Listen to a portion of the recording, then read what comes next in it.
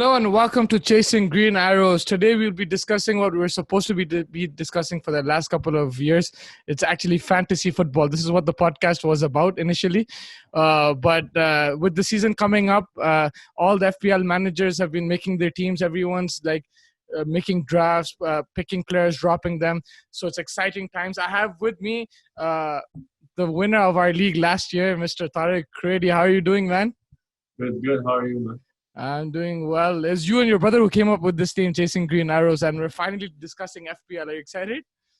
Very excited. This is the best time for FPL and all this tinkering. And then as soon as the game starts, that's when it's the worst time for FPL. Yeah, I mean, the highs and lows of a FPL manager, nobody else can experience that. Within weeks, it can change. First off, I just want to ask you about your last season.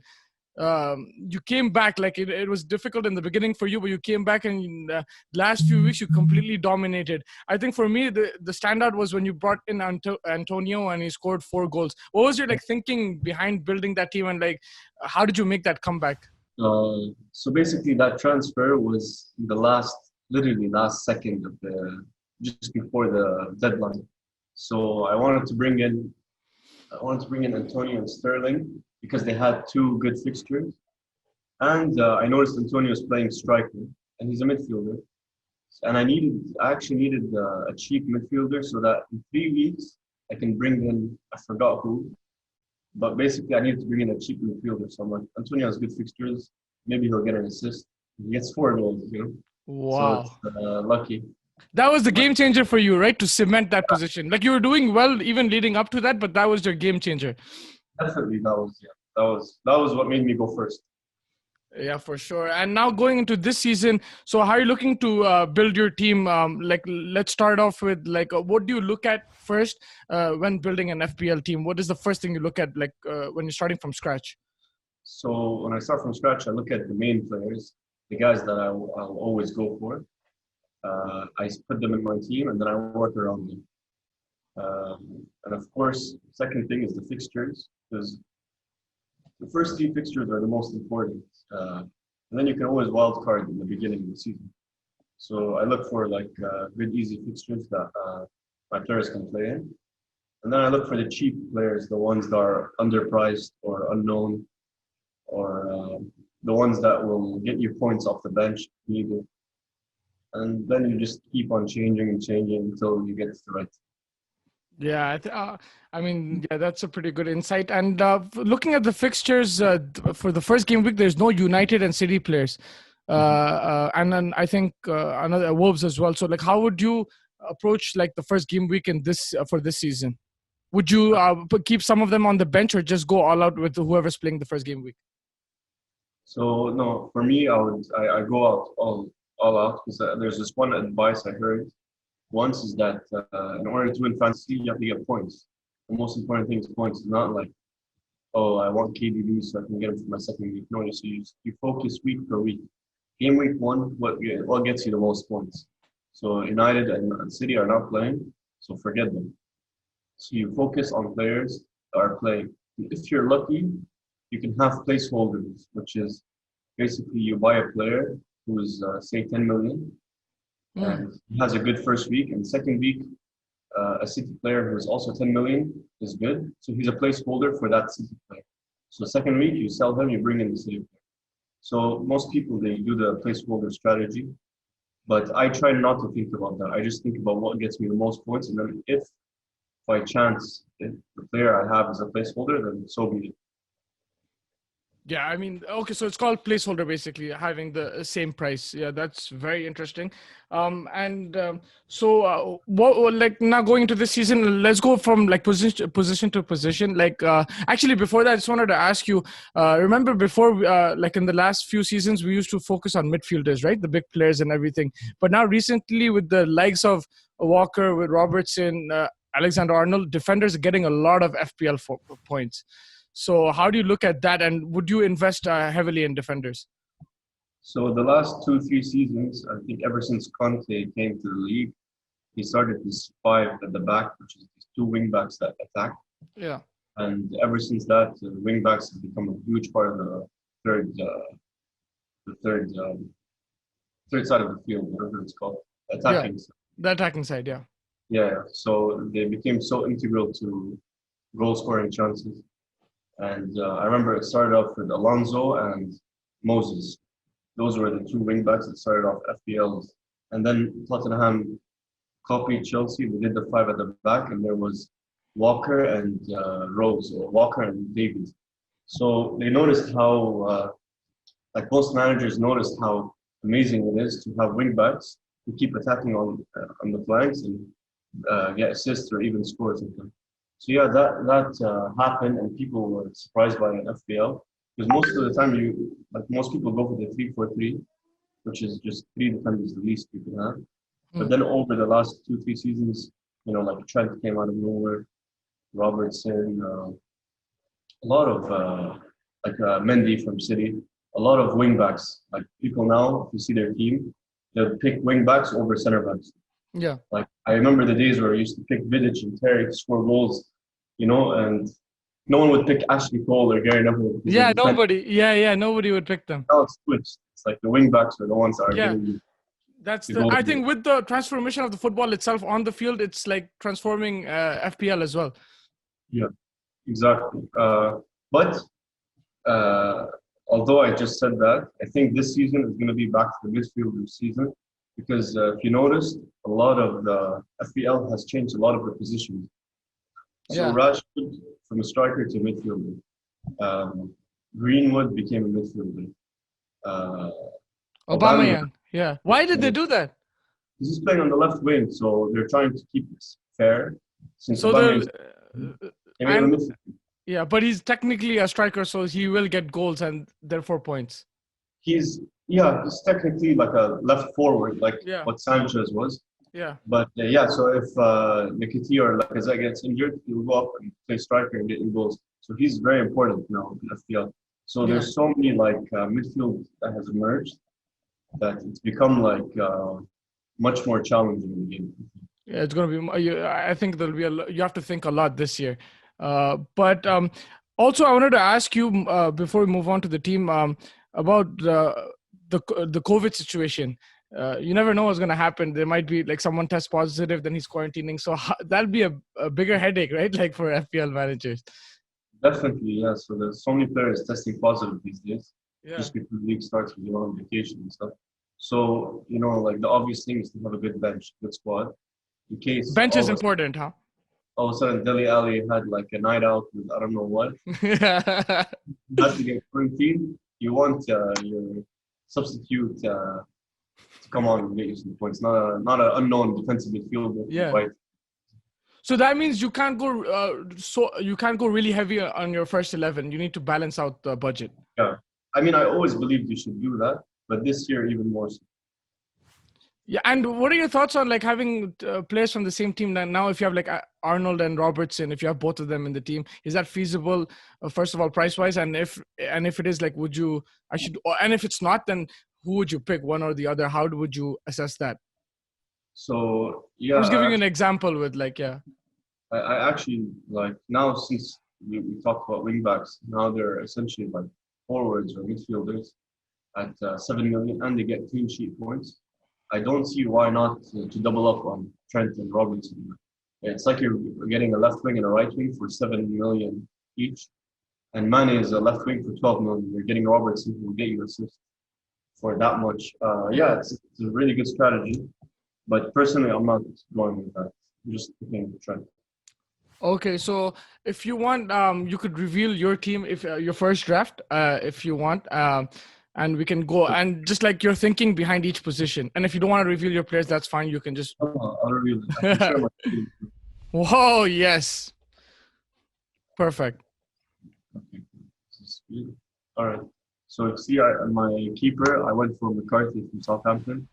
Southampton, end of last season, were playing really good football, and this rule I've been going with it the last 5 years. I always pick a 4.5 million goalkeeper. And I stick to him. I never change. There's no point. Is that a risk though? Because 4.5 is on the cheaper side, but concede a team like Southampton can concede goals. So is that a risk, or is that you're willing to take that? I'm willing to take that risk because you can get Alisson, who's 5.5, but then you waste the spot on Liverpool, or Yeah, Liverpool is winning 5-0, they concede one goal, 5-1. These small teams are the ones that want to get 1-0 and keep it 1-0. So yeah. And they every do get points for saves and everything. It's just not clean sheets. yeah, exactly. So every season, the highest scoring goalkeepers are always from the smaller teams, the ones that need to score and defend and keep Interesting. clean. So I always go for the cheap keeper. And this year there's McCarthy and I think the Leeds United goalie. So I went for McCarthy because Southampton finished really strong last season. And then my defense. So yeah, I went for 4-4-2. This might be changed. I don't know if I'll keep it, but this is my latest plan. Yeah, Yeah, so my defense Trent for it, but this is my latest plan. He's undisputed starter of my team, probably the whole season. And Trent we all Alexander. Yeah. and then there's James Justin from Leicester. He's he played towards the end of last season because of the injury to Pereira, the right back. And Pereira is still injured, so at 4.5, very cheap. He's playing for Leicester, which is a top side. And then I have Kyle Walker-Peters, not Kyle Walker, Yeah. his like evil brother. He actually used to be his sub. In Tottenham Hotspur. Yeah. Yeah. He moved to Southampton last season, halfway through the season, and played really well. Like I think he got himself an assist. And he was very attacking. He's the right back for Southampton, and Yeah. and then I went for Tierney because he also finished the season strong. He's looking really good for Arsenal, either at left centre back or left back. So I mean, if he was to start at left wing back, it'd be ideal for me.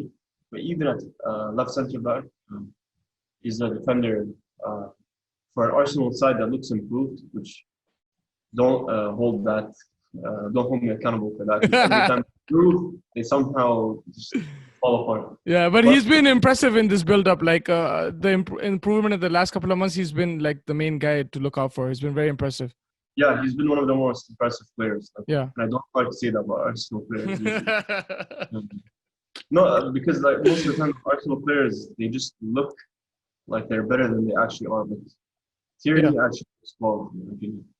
Um, yeah, and also since United and City are not playing, I have to like find someone who's good. And if United were playing first game, we could have had one Bissaka instead of this game. Okay. But yeah, he's the top defender from relatively top split. And then my midfielders, Salah, of course, also another undisputed starter. People always underrate him. Is it a Oh, tough choice between him and Mane for you, or it's no, simple? it's never a tough choice for me between him and Mane. But you always have to look at form, who's playing better. But historically, Salah always starts the season better. He's always looking for a goal. And whenever Klopp changes his formation mid-game, he makes Salah the striker with Firmino and Mane on the wings. He gets the most chances. He's like, look at his goal tally the last 3 seasons, more than Mane. Assists more than Mane and Firmino. I mean, like, I like that people underrate him, so I can keep having him in my team. But what I did last season with Salah and Mane was I looked throughout the season who had form, and I actually kept switching them. And I like the season they're the same price because you can just keep switching between them based on form. But you have to be Okay. very careful with that. You have to be careful. Yeah.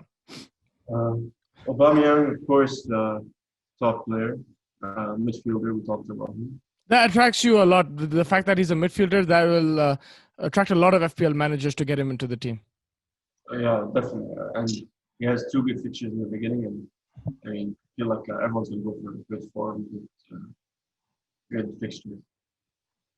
And then I got Saint Maximin, who's reminds me of Adama Traore. They play very similar, but like they dribble past players, they give him good crosses, and he, like the other players, he impressed post-COVID.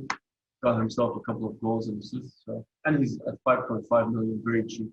Yeah. So that's actually like a steal for me. And then my last midfielder pick, which I think is a very underrated pick. Most people are not choosing him. Is Zaha. Just to let you know before I keep going, each player I picked based off of their preseason. So who's been playing the most in preseason, Looking at the and form. who's pressing in preseason. So I've noticed that in preseason, whenever a player gets a lot of games and looks match fit and ready and wants to play in the league and looks motivated, those are the ones that always start off like great. Yeah. Zaha is one of those. He's gotten himself, I think, like 3 goals, like 3 assists in the last 3 games, and he's never been like that. Yeah. And another factor is that he's playing as a forward this year. They played 4-4-2 with Zaha and Ayew at forward. Okay. And then my last 2 strikers are Vardy and Timo Werner. And I went for Vardy because, Vardy scores. Just don't chat shit about him. He scores. Chat shit, get banged. And good fixtures. Although he didn't have like the best preseason. So I'm not really sure about him. I'm still waiting for England. They're going to play tomorrow. So I'll see how Kane does, how the other players do. Yeah, you normally always have Harry Kane in your team, but remember, but he never performs in August for you. Yeah, but thank God it's September. But I wanted to ask you, so like suppose if Vardy doesn't perform, right? Would you consider getting somebody in the next game week like a KDB or Bruno Fernandes straight away, or would you wait to see how they perform as well? And like take a hit. That means you have to take a hit, right? Like a -4. So. Yeah, so I planned for KDB and Bruno Fernandes. Those 2 players I love. That's why you're a genius. You're always thinking ahead. One week ahead, always. So KDB, his fixtures become good in game week 3. Game week 2 he plays Leicester, which is a tough game, and then game week 3 game week 2 he plays Wolves away, and game week 3 he plays Leicester at home, which it's a home game, and KDB just don't go without him. He's incredible, one of the best players. I think him and Lewandowski are the best players this year. Yeah. So he has to continue that form based off of how good he is. And so yeah, I'm thinking I'm gonna bring him in for Aubameyang because Aubameyang's fixtures actually go back. So that's the placeholder I have. So you're looking at the fixtures, yeah. Yeah. But somebody like a Bruno Fernandes, do you think maybe like KDB is a better player? He will influence City more, but like in terms of points, do you think Bruno Fernandes can get more points than KDB in terms of because he's taking penalties, he takes corners, so there will be assists, there will be goals. So in terms of points, just if you look, I'm not comparing them as players, even though they play the similar positions, but like I'm just comparing in terms of points. I don't think he'll get better than KDB because KDB's stats are better. Okay. He creates much more chances. And KDB is also on penalties now. He became the main taker for City. I mean, it could happen, Bruno can get more points than him this season, but, Bruno Fernandes still, like, as good as he is, he's not as proven as KDB. So you still don't know that. As for Bruno, my plan to get him in is I'm not really sure. I couldn't plan it, so I planned for Martial to come in for Vardy, since I don't know how to get him Bruno. So I was thinking of seeing how it goes. You never know; someone gets injured, you get Bruno. But for KDB, I actually planned it. Yeah. And then lastly, Timo Werner. That's what I said preseason, scoring goals. Playing for England, for Germany in the Nations League, he scored a goal. He's starting every Chelsea game. He joined Chelsea before the Champions League. He knows the players. There's chemistry. So he has a good first fixture. And honestly, one big factor is that he's the most selected player at FPL this year. So I had to go for him. Yeah, it's interesting. You said that especially about how he's gelled with the players. He's been there before since last season. Because one of my questions was like, what are your thoughts on new signings? Like the likes of Werner, the likes of Havertz. Like I've seen you didn't go with Havertz, but you went with Werner. So like I even remember before you went with Michu and he performed really well. So but it is a risk to sign new to put in new signings as well, right, into your team. It all depends on how much they've been with their new team for. Like, are they playing preseason? Are they gelled? Havertz just came in, so I don't expect him to play the first game. Maybe he might get a few, like 20, 30 minutes. And then next game they have Liverpool, which I don't want Havertz won. I mean, Havertz for sure could be a really good player, but it's still early to choose him. Yeah. All depends on how the player, how motivated he is. But sometimes they just come out of nowhere. Like Bruno Fernandes this season, I took me so long to pick him just because he came onto the scene so fast, and I'm not used to picking players that fast. I like to take my time and see how they Yeah, perform. that's more of an anomaly, right? Like you wouldn't expect like somebody like him to like catch fire so quickly because normally it does take a bit of time. Definitely, and that's why I take my time with new signings. Um, Yeah. yeah, it's like if the signings in the beginning of the season and they've had a good preseason and they're scoring goals, they're gel with their teammates, they have chemistry, then yeah, I think you should go for it. That's why I Definitely. went for it. Fair enough. And lastly, just your bench. Yeah, so my bench, my goalkeeper is just a 4.0 goalie who probably will never play. And then I have Lascelles, who is also such a good price. 4.5 defender, captain of Newcastle, and Play every has game.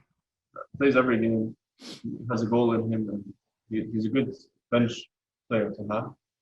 Bissouma is Brighton's defensive midfielder, 4.5 midfielder, and he was one of their best players towards the end of last season.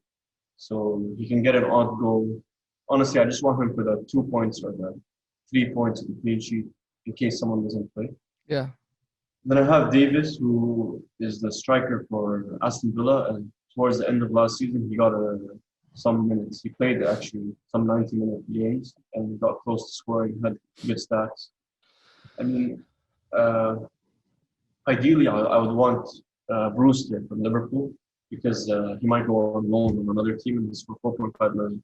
So if I have him, if he does go on loan on another team, I'll straight away buy him. For now, it's Davis. I mean, this looks like an amazing team, and I think for your bench mainly it shows that you haven't gone for superstars, but you've gone with players who will start. So, like, suppose somebody does get injured, you can put them in, and then hope for the best. Yeah, I mean, like this is another strategy. The bench has to always be the most minimum amount of money spent. However, these players that you pick have to play 90 minutes, have to have reasonable stats. And most of the time, people just pick random players. But there are players who are cheap and actually play and do well. Yeah. And for your captain, we can see it's Salah. You'll be changing that depending on fixtures, I guess, and depending on form Yes, but I think for now it's not so. for the first few weeks at least. No, I mean like for now, like maybe in 2 3 days. Oh, If okay, we, okay, okay. You I might change feel it for the first game week. Okay. the first game week I'm sticking on. Like so far I'm on Salah. Okay, and I wanted to ask you, what about taking risks early on? Because we've noticed, like, if you get early momentum, it's not always true, but if you get early momentum, it helps you in the FPL. So taking, like, putting like an Alexander Arnold as your captain, and he gets like 2 3 assists, like it's a big risk, but if it pays off, you're right up there. I mean, look, I, the I do. risks Yeah, sorry. Go ahead. go for it. I was saying the risks you take throughout the season are different. For example, the first game week is the game week where you can take the most risk.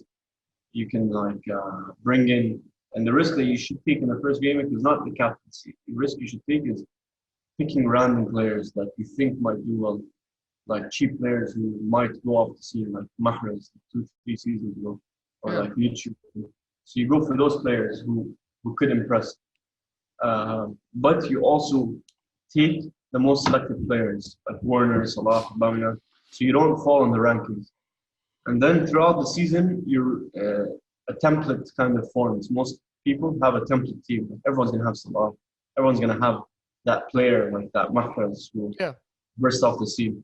So then it's like you can't really take risks because yeah, everyone has the same team. So you take risks on captaining Trent, for example, because most people are going to captain Salah and they have that cheap player. And then towards the end of the season is when you just go crazy, like do whatever you want, just so you can go up the rank. yeah. That's my strategy for risk taking. That's very interesting. And lastly, like your thoughts on differentials. Like who would you look at for this season? Like apart from your players. Uh, um, so Zaha is a differential because last few seasons he hasn't been doing well, but I Yeah. think he's focused and he wants to get goals and assists this year. He matured up, I feel, and wants to play well for Crystal Palace. He's not looking to transfer anywhere. Another differential that I would say is Trezeguet, the Egyptian midfielder from Aston Villa. He's pretty good, but underrated. Um, Another differential I'd go for, just thinking right off the bat, would probably be Bowen from Yeah. West Ham, the right winger. He's There's a lot of talk about him from. he's been playing well on the right wing. He creates chances, scores goals. Oh, and one more guy. I remember if he doesn't get transferred, but I remember last season you asked me the same question. I told you a defender from Wolves called Nagre, Yeah. and he didn't think of him. Yeah. And then this season, they saw Johnny, the left back, got injured, Yeah. and they need to play him. And it looks like this could be his season. And then today I heard that he might be transferred. So if he's not transferred, then he's my pick again. He's gonna be a pick for This this time. He's gonna play for sure because Doherty's gone to Tottenham. Yeah, exactly. Yeah, I think that this has been very informative. We learned a lot. I'm sure you're gonna be tinkering with this team before the first game week, and hopefully I'll get you on again like after the league starts, and we keep discussing. We'll discuss new things and everything, new players, what's happening. But I think we've discussed everything else. Is there anything you want to add? Any last minute tips or any because this is a kind of game where you like I said, you'll be riding high for one day and then the next day you're done. My tip would be it's a very risky tip, but you can't always be patient, and you have to be patient sometimes. Okay, balance it out basically, and always keep your alarm on before the deadline. Yeah, definitely. That's a tip for myself. Yeah. Because one game week you miss it, and it's like a tip that I want to give people is that one game week you miss it and you're you're trailing behind. You can still come back, don't give up, but it's better that you keep an alarm for the deadline. All right. Anything else you want to talk about? I think we've wrapped up everything else about this episode, but you're good? Thank you so much for joining me, and hopefully you'll be getting those green arrows from the first game week onwards, and I'll catch you soon for the next episode.